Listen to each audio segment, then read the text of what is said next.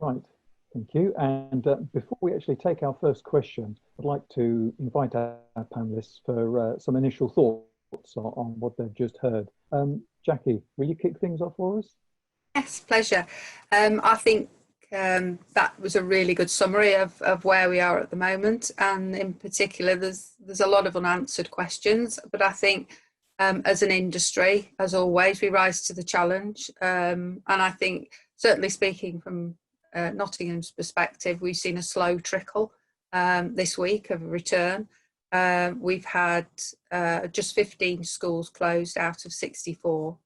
So that gives a flavour of where we're at, but majority of schools are just allowing 1 or 2 year groups or having alternate days for pupils and so on. So I think Stephen's right, it will be a very slow move towards anywhere near full capacity again. And hopefully people found our webinar last week useful and all the checklists. I know I've had a few comments from people. People need to know that colleagues around are supporting, and I think LACA's good at doing that and providing that information. That's what we've hoped to do. So, yeah. Thanks. Good, okay. Lee, any initial thoughts? I just think what Stephen articulated was, if anything, I think he underplayed the complexity.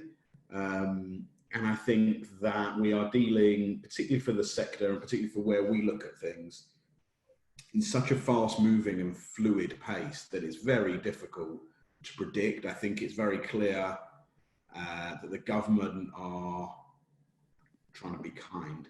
Reacting quickly and fluidly and not having any preconceived plans or ideas might be a polite way to describe it. But I think the other thing that people need to be aware of is that LACA and Stephen in particular and Jackie and the whole National Steering Group have been at the forefront of really pushing for their members' interests. And, you know, from someone who works alongside them, just seeing the work they've done day in, day out in terms of really putting the case to government, I think, as I said, Stephen, I think underplayed the work that LACA's done, but I know just from seeing his and their diaries how much they've been fighting really every day to try and preserve jobs, the service, to lobby very, very hard. And Cathy, Stephen made a point several times of sort of the importance of the collaboration between the caterers and the suppliers. Is that the way you see it from your perspective? Yeah, and absolutely. I mean, we've all been so interested to hear what sort of LACA were going to say in particular, and engaging with our customers throughout sort of the whole build-up to the return of schools this week. And actually, I think what everybody forgets is just how much the children that have gone back in have absolutely loved being back in. Certainly the people that I've spoken to in my team in particular have seen their children thoroughly enjoy being back in, thoroughly enjoy having the school lunch, thoroughly engaging all those things. And I think that without a doubt, LACA's well-being is children in particular, and that they have healthy, nutritious meals. And that's the point of everything it's all about, really. So children are benefiting from the hard work that LACA do to just make sure they get that provision right.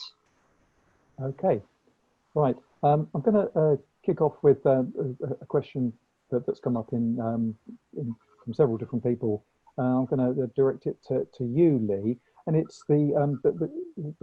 the worry, concern, if you like, among caterers about will the government be requiring them to feed children over the summer holidays? And if they are, then the caterers would like LACA to be able to sort of push hard for the earliest possible decision on that. Obviously, it's going to make it a lot easier to work that way. What are your thoughts on that? I think one of the great things we've seen over the last 3 months is the way government are very firmly engaging with the questions that people are raising. So I know this has been something that we have raised with DFE and Cabinet Office and others, and we're waiting. The truth is, we're waiting for the response. And we will continue to push them for the response. But I think that for those people on the call who are watching, I think there is no harm, and people have heard me say these things before, know I often say these things. I think you should also write into your local MPs and ask these questions, because only by members of parliament, local politicians understanding what people on the ground really have concerns about, do they realise that there are issues. We will continue to push for answers to some of these very tricky questions, but we haven't got an answer yet. No. Okay. Jacquie, maybe the one for you here. The question has come up, taking a sort of slightly longer term view about school meals. Possibly school meal numbers themselves might drop initially on the return, but is there the opportunity to expand the school meal service to deliver perhaps more community meals that might help make the services more viable in the future? Yes, I think that is a distinct possibility. If obviously the kitchens have capacity. I know, certainly speaking from our own experience, we've used schools as hubs to support in the community, and as a local authority, again, work with suppliers to provide shielding packages and so on. So I think there's an ideal opportunity. It's already been started in many different ways in lots of different areas. So it's a perfect opportunity to build on that. I would quite agree, yes. Okay. Stephen, I'm going to bring you in. This one's a little bit of a technical one, so you'll forgive me perhaps if I just try and sort of read this out. But it's a question coming in asking about LACA's position on the payment of school meal money to catering providers with regard to the phrase at risk.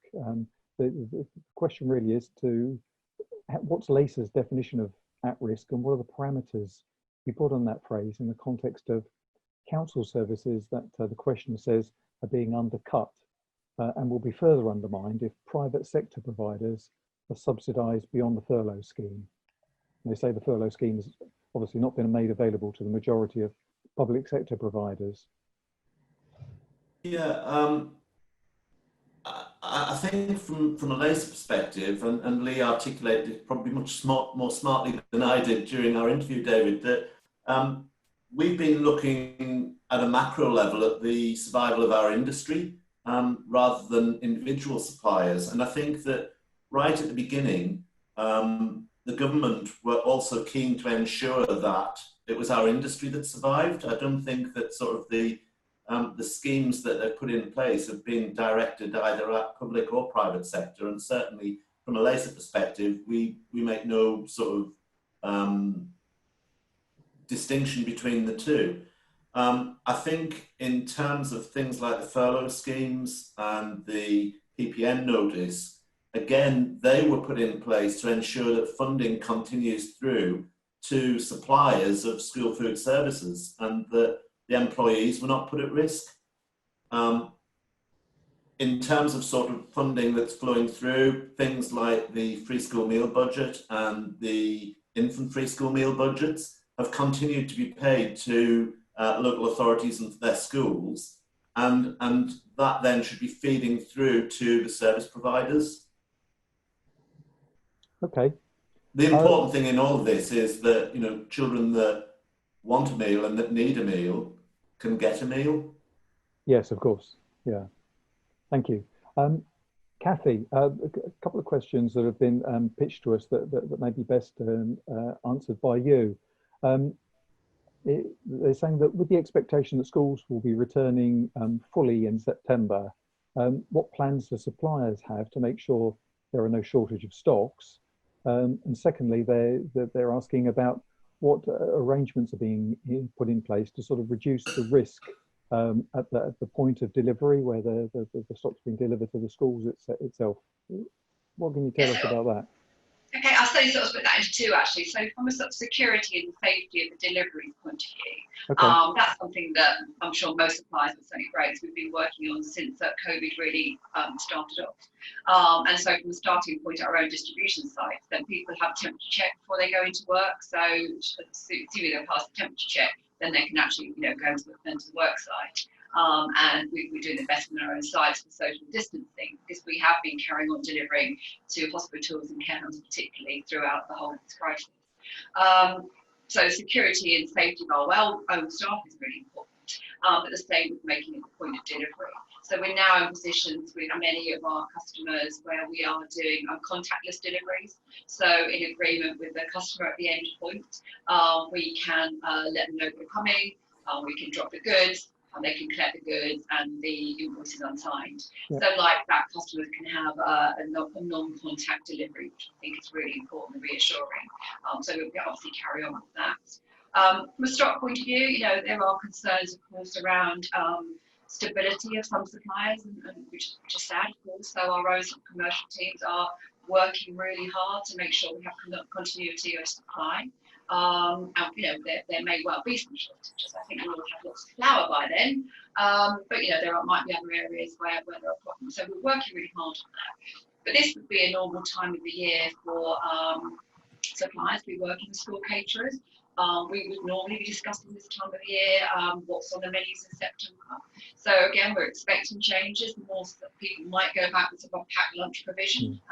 So we're in contact with all of the customers, and certainly any caterer should be expecting to be talking to their supplier. Right now, nobody has a magic crystal ball as to how many people come back. But as long as we work together, the caterers and suppliers, we talk about what we hope to have on the menus and the plans, and we all work together as one industry, then we should be able to secure the right products to ensure that the children have the service they want, that you want to provide when they go back in September. So it's all about talking, communicating, to be honest. Sure, okay, thank you. Jackie, just looking at the questions coming in, someone's got one here. What do you think is the best way to reach out to the 5,000 schools that have in-house school food provision? Yeah, a difficult one, because potentially not all of them could be accessing channels like LACA or public sector. So I see that, yes, as being a difficulty, and potentially I would like to think maybe through local authorities. Again, if it's an academy, that becomes more difficult, but perhaps through the DFE, they could perhaps provide those contact details and maybe send something out through them. Okay. Lee, we've got one coming in here about the decision by the Welsh Assembly this week that all schools in Wales will return on Monday, 29th of June. And it's asking, do you think this will increase the likelihood that the primary year children in England will return before the summer break? We've been having this conversation with basically everyone we know. I think the reality is, because the department have made such broad decisions on decentralising decision making to individual schools up and down, well, and that's before we even get into the differences between England, Wales and Scotland. I think it's very difficult to see how, unless this, and it goes to, I know I've seen some of the other questions come in as well, seeing how social distancing works in classrooms as well as dining halls. I don't see how, unless that changes, you can have all the kids in, because I just don't know if there's enough physical space in most school sites to be able to do that. But I suppose I'm not an epidemiologist, though it hasn't stopped me having very firm views on their views. I suppose it depends on the rates of infection, and it depends on how the rest of the country is responding. And I think we've heard, haven't we, from the government that they're looking to relax things and they're looking for more regional variances. It might be, I suppose, that in some regions might move quicker or slower. So therefore it might be that, I don't even think it's as broad a term as the north, south or anything like that. We might find pockets where there are greater take up, and it might be that people are slower returning. Again, I don't want people to think that I've not been taking a look at the Q&As in the chat, and I've seen people discussing this. And for me, it's very interesting to hear what you, as people on the front line, are saying. And I was particularly interested with what John was saying, that he doesn't think it's likely that all pupils will even be returning in September. Okay.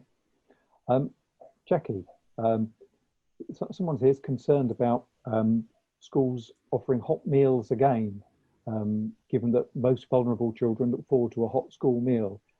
They say they're seeing a lot of schools offering a packed lunch option due to the restrictions on the service. And I guess they're trying to get some sort of idea of, is this typical across the board? I think it probably will be for the next couple of weeks, because it's real uncharted territory for the moment. And I think as schools become more confident and get into a flow and a pattern, they will then be able to move towards a more normal service if we ever get to that point. Obviously, things like salad bars won't be open, those sorts of things.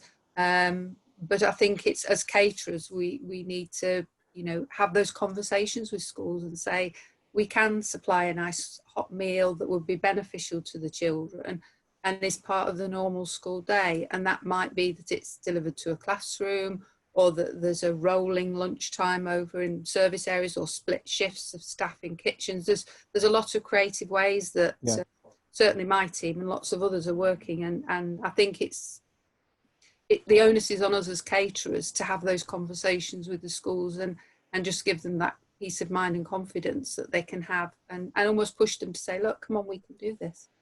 Okay. Perhaps Cathy, one maybe for you here. Someone says, given the unpredictability of catering volumes in the coming months, there is a potential for a lot of food to be wasted, principally through overproduction. I'm just wondering, you know, what advice you might have for people on how to manage that situation. Food waste, for anybody that knows me, is quite close to my heart, as many people know. And we had to face this head on, to be honest, when the whole crisis first happened, because catering closed down pretty quickly just ahead of Mother's Day. So it's been a huge problem.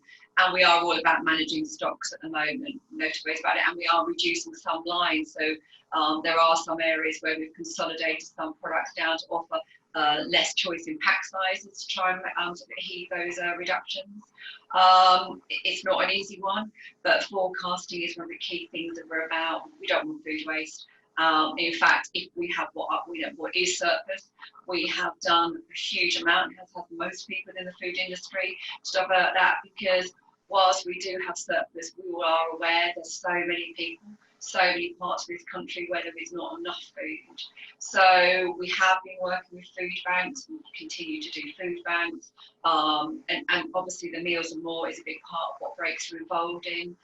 So we hope there'll be provision of holiday feeding. Certainly we've got things set up for some through Meals and More. So again, back to communication.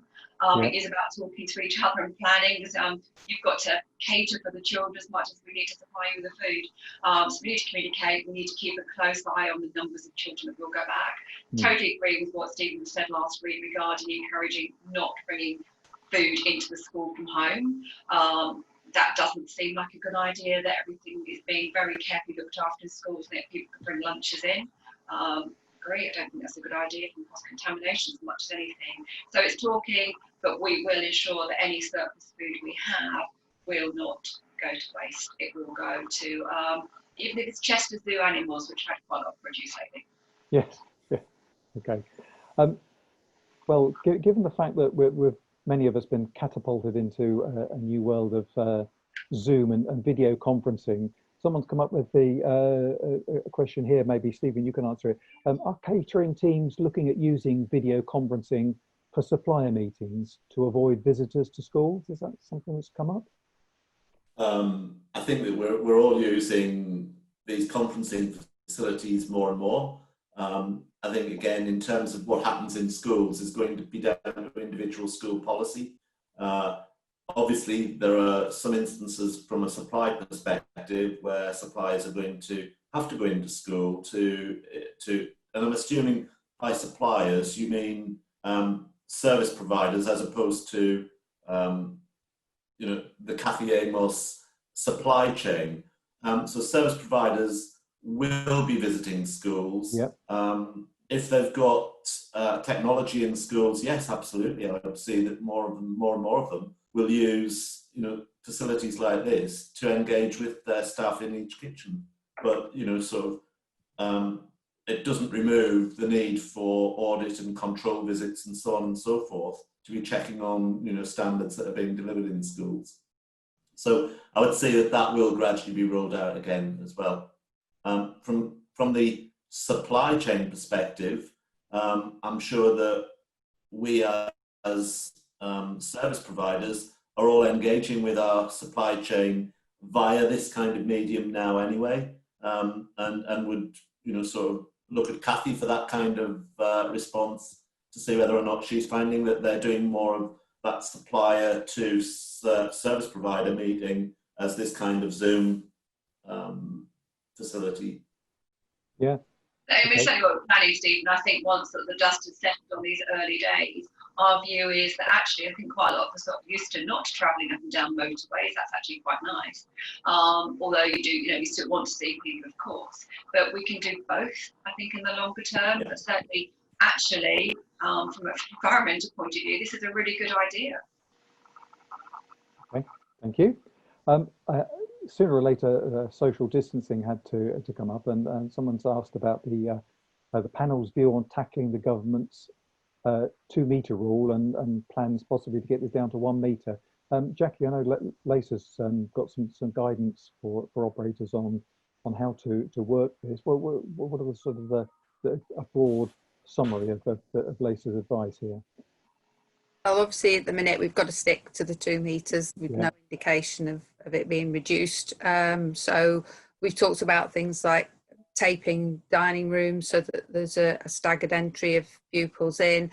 As I mentioned earlier, it's things like split dining periods. I think the bigger worry is probably for the smaller kitchens, and we've put some advice on there as well about looking at how production is done, and again split shifts. So it's about reducing the volume and numbers of people in any space at any one time. Maybe plate service delivery, using the school's midday supervisors so they take the food to the children at the table. So again, there's less movement. So that's really a summary. But again, it's the checklist is on the website, so if people need that information, they can go there. Okay, very good, thank you. Stephen, someone here asking about, are you seeing many authorities reducing menu options? And it says, do we know how many options too? So I'm guessing they're sort of looking for some insight onto what other authorities around the country are doing. I think that it's down to individual schools and their needs. I think that there'll be some simplification of menus. So as I suggested in my earlier sort of response to you, David, things like self-help salad bars are likely not to feature on our menus, purely from a social distancing perspective. That I've sort of noticed that sort of more and more schools are suggesting that they do pre-ordering so that children can have the meal of their choice plated and delivered to them. And certainly in my company, that's one of the things that we're sort of doing as you know, sort of part of our daily service offer. I think that local authorities are unlikely to be moving specifically the specification for the service, because the specifications generally lie around the school food guidelines. So to move away from that would not necessarily be sort of something I would expect to see. Okay, thank you. Cathy, someone's asking about the likely impact, short, medium and long term, of the pandemic on food costs. What's the thinking at Brakes and other suppliers that you're aware of? It's about managing the costs without a doubt. You know that we work a lot as much as we possibly can with things like Love British Food. So you know, we may well be having more products available from British to not have so much imported. At the same time, there is not so much of a shortage when you look at the fact that hospitality isn't up and running. So there's been areas where there's been an excess of food because other parts of the business haven't been up and running. So there is a balance there, I think, to be had, that even when the schools go back, they're unlikely to go back to the levels we had. So even if we have shortages of food in some areas, and you'll always have some, if it's weather dependent crops, for example, lettuces and stuff, which we often do, on the whole, you know, there could well be a balance to say there are less needs of food in the commercial market to help balance out food costs, but inevitably there will be some. But we know how cost sensitive the public sector areas are, and we work closely to reduce them and look at alternatives. If certain products go up, what else could go on the menu? Equally, we're looking at serving less meat, which is happening a lot as the growth of vegetarian and vegan. That balances the cost of the menus. So it's about balance and managing. Okay, thank you. Jackie, got a couple of points here. Someone's asking about the likely impact of the lockdown on the specification and purchasing of food service equipment, possibly thinking here about how sort of menus and sort of the style of delivery might change. Asking about that, and also then as a sort of a follow-on, if it is going to have an impact, what possible changes in equipment and new requirements might be needed. I think we're probably a way off that yet, but trying to think sort of more long term.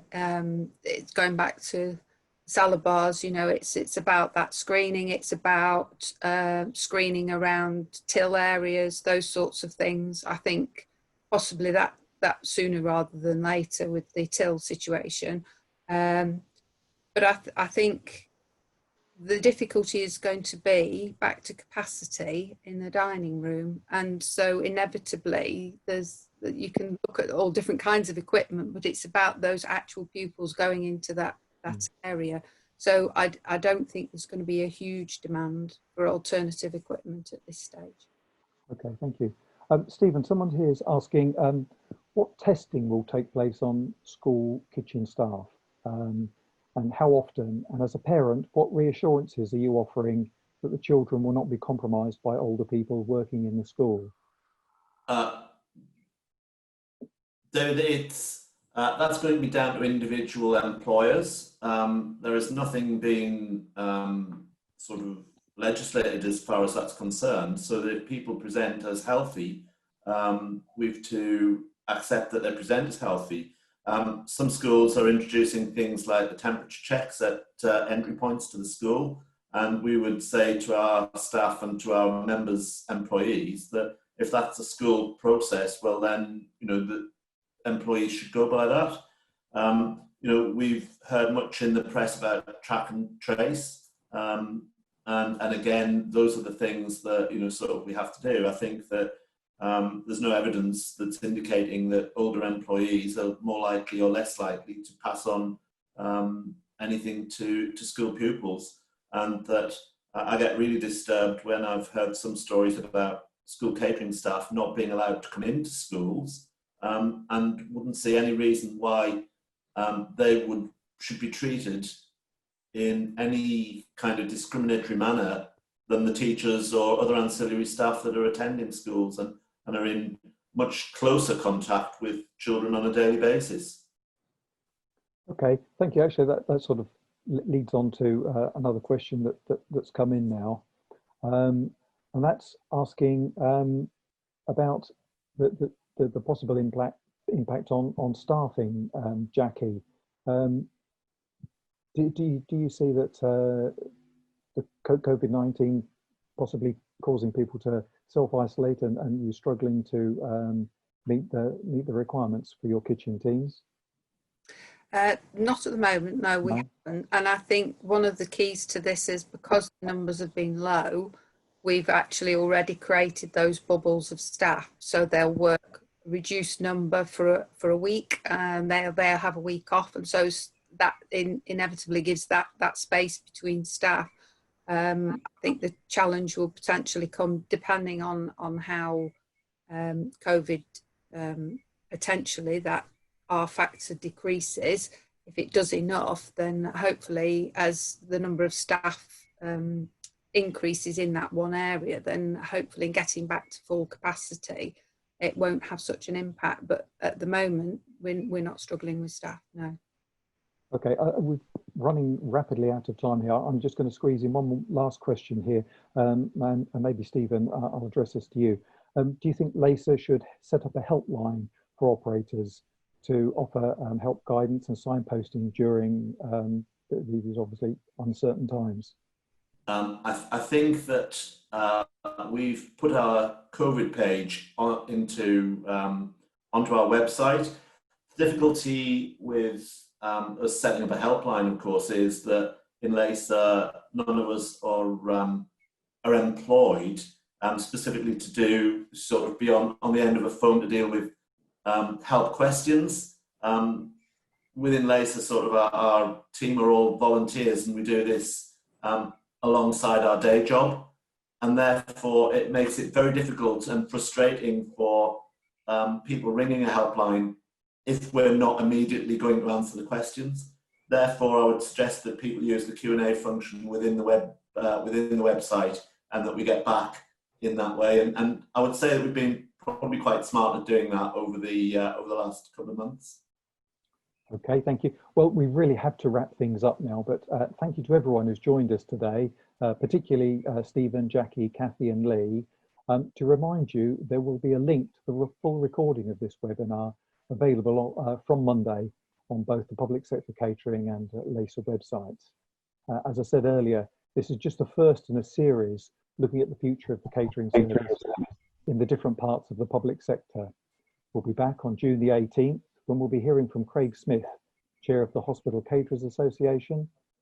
And this will be followed on July the 2nd when Matthew White, Chair of the University Caterers Organisation, will join us to look at higher education. Others are in the pipeline and we'll keep you fully informed about them as details are confirmed. Lastly, a word of thanks to the suppliers who support the Public Sector Catering 100 group and without whom events such as today's webinar would not be possible.